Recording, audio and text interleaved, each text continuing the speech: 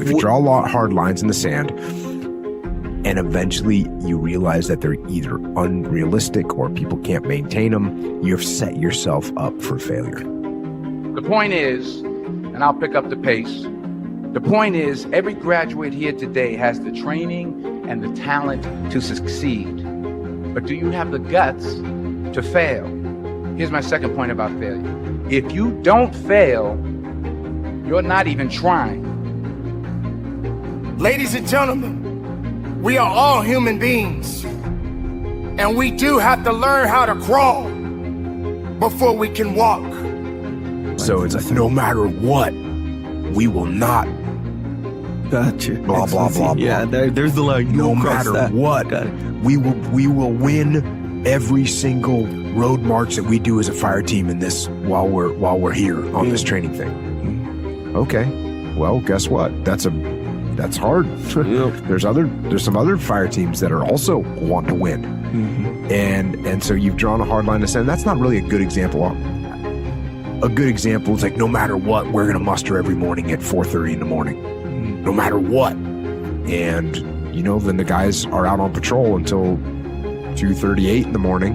And now the next morning, you're good no matter what. I said, no matter what. Well, it's not good for them. It's unrealistic. To get something you never had, you have to do something you never did. Les Brown's a motivational speaker. He made an analogy about this.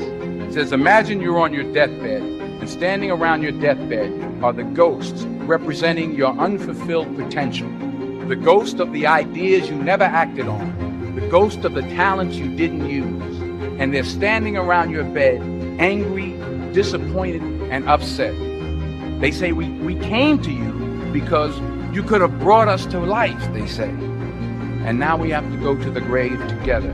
So I ask you today, how many ghosts are going to be around your bed when your time comes?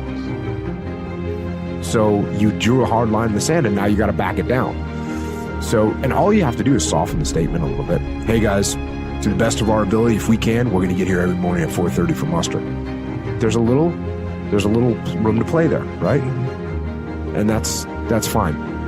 So again, there's not a question here, but one of the reasons I think that I wanted to talk about it was because I think people look at me and even hear me on a peripheral level, and they think, oh, I bet Jocko just laid down the hard lines. Sure. And it's my way or the highway, right? Yeah. And the opposite is actually true.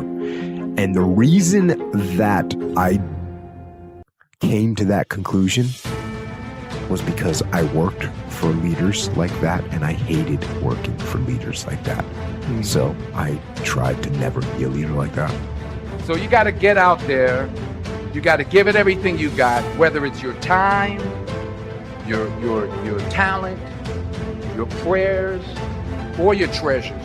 Because remember this, you will never see a U-Haul behind a hearse. Sometimes it's the best way to figure out where you're going. Your life will never be a straight path, because taking risk is not just about going for a job. It's also about knowing what you know and what you don't know. It's about being open to people and to ideas. Because the chances you take, the people you meet, the people you love, the faith that you have, that's what's going to define you. Never hold back. Give everything you've got.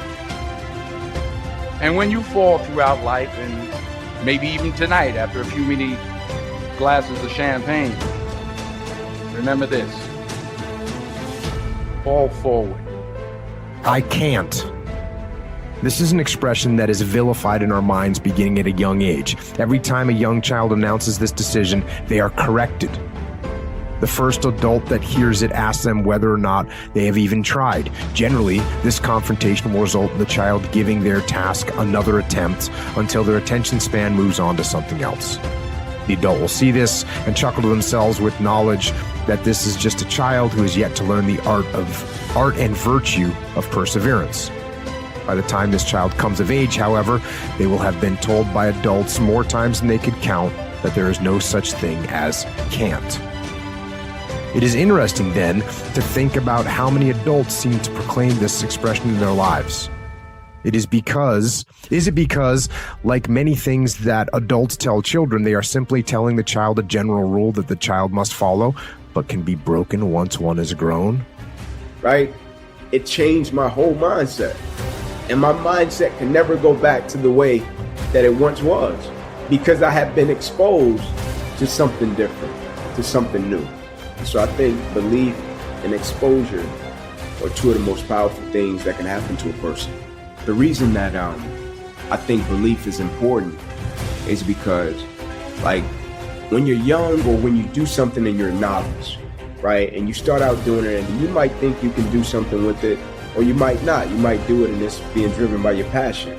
And then somebody comes along that's a little bit older or even more experienced, and they can see it in a way that you can't see it, right? And so I think it's important with belief, because if a person believes in you in a way that you don't believe in yourself, you can rent that person's belief until you get strong enough to possess your own, right? And you use that person's belief to fuel you every single day, right? Because you can have a level of belief. We all have mountains that we must climb. And each mountain that we climb has different circumstances, different avenues, different experiences. But yet, we must continue up that mountain. Humility brings out the best in all of us. It shows us who we truly are inside. With what you're doing, but you can go back to a certain set of circumstances that tell you, nah, it's not gonna happen. And so you rip that person's belief until you get strong enough to possess your own. I think having a purpose is that thing that makes us tick, that gets us up every day and gets us over the hump of opposition and adversity. And the reason that I champion adversity and opposition is because I think for the most part in life, people pretty much know what to do when things go right, right? Like when things go right, they know how to feel, they know how to act, how to react. But it's when that opposition and that adversity comes and it creates a level of misunderstanding, right? Now the vision is blurred. Now you don't have clarity about what you're supposed to do. Now you question if your existence matters. And I think when you have a purpose, it's powerful because in the midst of the opposition, it makes you realize that you've been put here for a certain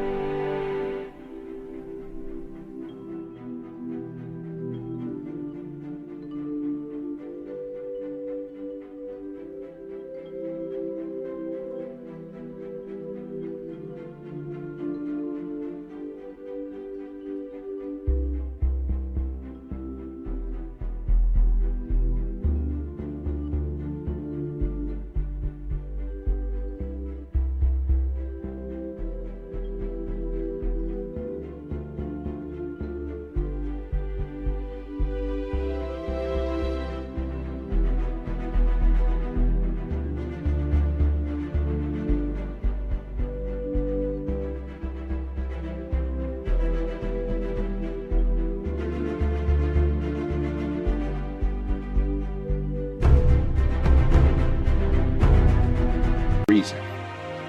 Being humble doesn't mean that you are weak. It doesn't mean that you are afraid.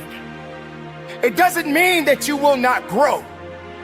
Humility and being humble shows more strength than you can ever imagine.